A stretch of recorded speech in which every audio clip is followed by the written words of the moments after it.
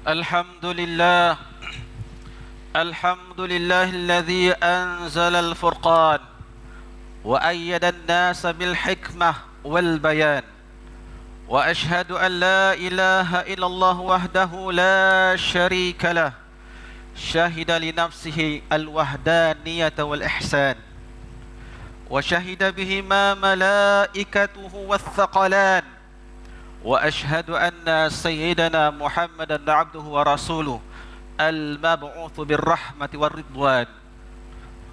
اللهم صل على سيدنا محمد وعلى آله وصحبه وسلم تسليما كثيرا. أما بعد، فيا عباد الله اتقوا الله حق تقاته ولا تموتن إلا وأنتم مسلمون. Kaum muslimin sidang Jumaat yang dirahmati Allah Subhanahu wa taala, marilah kita menanamkan keazaman untuk bertakwa kepada Allah Subhanahu wa taala dengan melaksanakan segala titah perintah Allah Subhanahu wa taala dan menjauhi segala larangan dan tegahannya. Semoga Allah Subhanahu wa taala mengurniakan kepada kita iman yang kukuh sebagai sumber kekuatan berhadapan dengan cabaran dan kehidupan seharian. Kaum muslimin yang dimuliakan Allah Subhanahu wa taala, sudah seminggu kita berada di dalam bulan Syawal. Ini bermakna sudah seminggu juga Ramadan berlalu meninggalkan kita.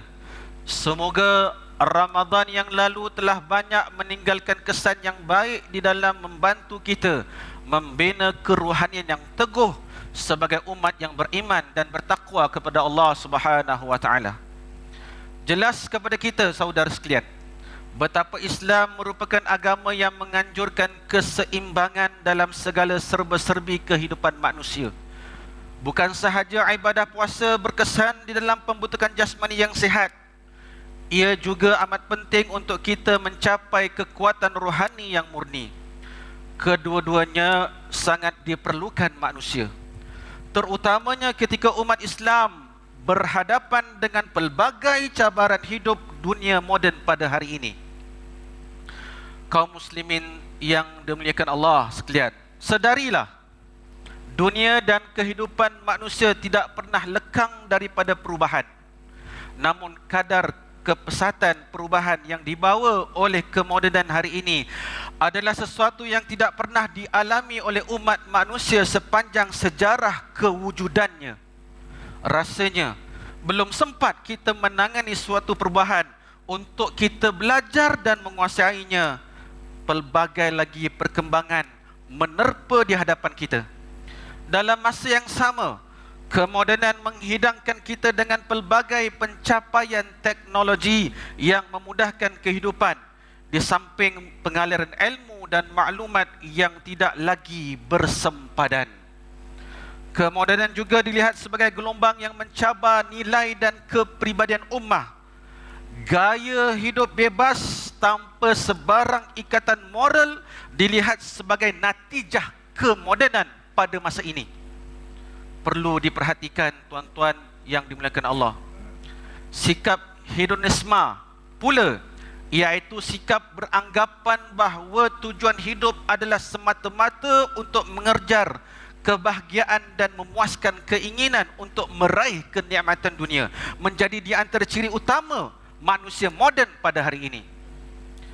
Kita sebagai umat Islam tentunya dipandu oleh keimanan kita untuk mempunyai keyakinan diri yang tinggi di dalam menghadapi apapun perubahan dan perkembangan. Umat Islam meyakini bahawa dunia ini merupakan tempat yang diamanahkan oleh Allah Subhanahu wa taala untuk diuruskan dengan baik. Oleh itu, umat Islam tidak boleh menganggap kemodenan sebagai sesuatu yang sama sekali buruk dan yang membinasakan, kerana kita adalah khalifah yang dilantik Allah Subhanahu wa taala, dan khalifah seharusnya mencorak perubahan dan memanfaatkan hasilnya, bukan sekadar melukut di tepi gantang, membiarkan diri dimakan nasib malang yang memanjang. Namun ini memerlukan keutuhan rohani, Apabila kerohanian itu mampu dibina dan dipelihara, ia akan menjadi sumber kekuatan kita. Pada waktu yang sama, kita tidak akan mudah hanyut dan terpengaruh dengan arus kemodenan di sekeliling kita. Perhatikan hadis baginda Rasulullah sallallahu alaihi wasallam. Telah bersabda Rasulullah sallallahu alaihi wasallam, la takunu immah taqulun in ahsana an-nas ahsanna wa in zalamu zalamna walakin dhannu anfusakum in ahsana an-nas an tuhsinu wa in asa'u fala tadhlimu. Rawahu Tirmizi. Yang bermaksud, janganlah kamu menjadi orang yang ikut-ikutan dengan mengatakan, kalau orang lain berbuat kebaikan, kami pun akan berbuat baik. Dan kalau mereka berbuat zalim, berbuat dosa, kami pun akan berbuat zalim, berbuat dosa. Tetapi teguhkanlah pendirianmu. Kalau orang lain berbuat kebaikan, kamu juga akan berbuat kebaikan. Dan kalau orang lain berbuat kejahatan, janganlah kamu ikut melakukan kezaliman. Inilah merupakan kesan positif kerohanian yang berjaya dibina. Inilah juga kerohanian yang ingin kita bina sebagai benteng untuk memelihara diri kita dan diri ahli keluarga kita dan membawa kejayaan dunia dan akhirat. Firman Allah Subhanahu wa taala di dalam surah Asy-Syu'ara ayat yang ke-88 dan 89, ba'da a'udzubillahi minasyaitonir rajim. Yauma la yanfa'u malun wala banun illa man atallaha biqalbin salim. Sadaqallahul azim. Yang mafhum maksudnya, hari akhirat yang padanya harta benda dan anak pinak tidak dapat memberikan pertolongan sesuatu apapun kecuali harta benda dan anak pinak orang-orang yang datang menghadap Allah dengan hati yang selamat lagi sejahtera. Saudara-saudara sekalian, apabila kita berkata tentang pentingnya kerohanian yang utuh sebagai benteng, kita juga perlu menyedari bahawa ia bukan bermaksud kita membina tembok batu tebal yang membuatkan kita terpenjara di dalam kehidupan. Islam tidak mengajar umatnya untuk mengasingkan diri dari dunia dan masyarakat atau menolak semua jenis perubahan atas alasan memelihara kerohanian. Inilah fahaman kerohanian yang kaku serta jumud, sehingga timbul anjuran untuk orang-orang Islam membina kampung-kampung tersendiri yang terasing dari masyarakat lain semata-mata untuk memelihara akidah dan agama. Dakwaan tersebut sebenarnya bercanggah dengan ajaran Islam. Islam datang untuk membawa pembaharuan dan pembangunan. Jika kita membuka lembarah sejarah Islam, kita akan mendapati bagaimana generasi unggul terdahulu berjaya membina kerohanian murni yang membangunkan tamadun dan menyumbang ke arah kesejahteraan insan dan dunia.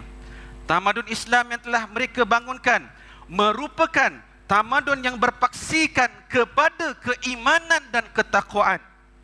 Di sebalik pembangunan yang pesat dan kemajuan yang diraih, tidak sedikit pun prinsip-prinsip asas Islam diabaikan. Malahan nilai-nilai Islam menjadi nadi dalam pembangunan tamadun yang menyumbang kepada kemajuan manusia sejagat. Kaum muslimin yang dimuliakan Allah Subhanahu wa taala, sedarilah Islam merupakan agama yang menggalakkan umatnya untuk bergerak dalam kehidupan bermasyarakat dan terus berfikir ke arah membina tamadun yang gemilang. Tamadun yang menitik beratkan pembentukan individu yang memiliki kerohanian yang murni dan teguh, dalam masa yang sama bersemangat tinggi untuk mengusahakan pembaharuan dan peningkatan dalam semua aspek kehidupan insan. Semoga Allah Subhanahu wa taala menganugerahkan kita semua kefahaman yang jelas dan azam yang kukuh untuk terus menjadi umat yang membawa rahmat kepada dunia, berbekalkan kerohanian dan hati yang suci. Barakallahu li wa lakum fil Qur'anil azim. Amin. ونفعني وإياكم بما فيه من الآيات والذكر الحكيم آمين. وتقبل مني ومنكم تلاوته إنه هو السميع العليم. آمين. أقول قولي هذا وأستغفر الله العظيم لي ولكم آمين. ولسائر المسلمين والمسلمات آمين. والمؤمنين والمؤمنات آمين. فاستغفروا فيا فوز المستغفرين ويا نجاة التائبين. آمين. يا موفق الطائعين وفقنا لطاعتك أجمعين وتب علينا وعلى المسلمين واغفر ذنب من يقول أستغفر الله العظيم أستغفر الله.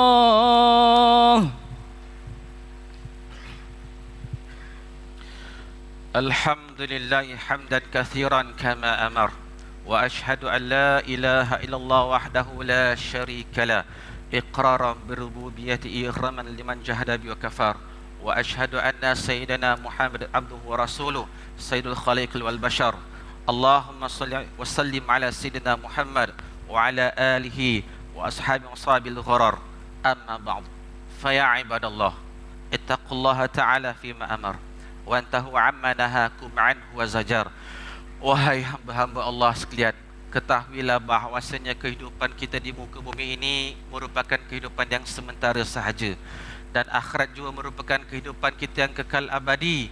Maka dengan itu hendaklah setiap diri di antara kita membuat persiapan sebelum kita semua bertemu Allah Subhanahu wa taala. Persiapan sebelum segala amalan dan ibadah kita diperhitungkan di mahkamah Allah Subhanahu wa taala, dalam mana Allah SWT mengurniakan kita umur yang panjang ini. Hendaklah setiap diri di antara kita bersungguh-sungguh membuat amal yang terbaik sebelum kita bertemu Allah Subhanahu wa taala. Hendaklah kita mengikuti sunnah Rasulullah sallallahu alaihi wasallam setedayanya kita. Semoga Allah Subhanahu wa taala menerima segala amalan-amalan kita dengan sebab penerimaan.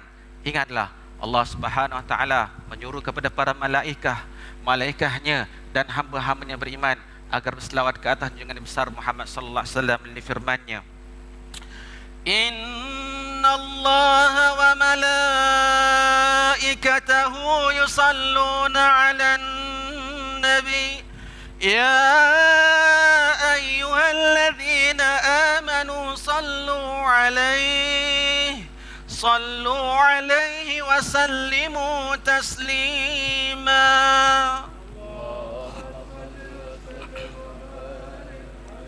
اللهم صل وسلم على سيدنا محمد وعلى ال سيدنا محمد كما صليت وسلمت على سيدنا ابراهيم وعلى ال سيدنا ابراهيم في العالمين انك حميد مجيد.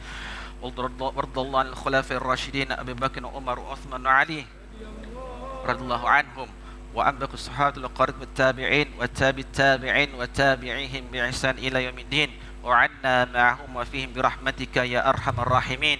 اللهم اغفر للمسلمين والمسلمات. آمين. اللهم اغفر للمسلمين والمسلمات. آمين. اللهم اغفر للمسلمين والمسلمات. آمين. والمؤمنين والمؤمنات. آمين. الأحياء منهم والأموات. آمين. إنك سميع قريب مجيب الدعوات وقاضي الحاجات. يا رب العالمين. آمين. اللهم أعز الإسلام والمسلمين. آمين. وأذل الشرك والمشركين. آمين. ربنا اغفر لنا ولإخواننا الذين سبقونا بالإيمان. آمين. ولا تجعل في قلوبنا غلا للذين آمنوا. آمين. ربنا إنك رؤوف رحيم. آمين. ربنا لا تزغ قلوبنا بعد إذ هديتنا وهب لنا من لدنك رحمة إنك أنت الوهاب. آمين. ربنا آتنا في الدنيا حسنة. آمين. وفي الآخرة حسنة وقنا عذاب النار. آمين. عباد الله إن الله يأمر بالعدل والإحسان وإيتاء ذي القربى وينهى عن الفحشاء والمنكر والبغي يعظكم لعلكم تذكرون.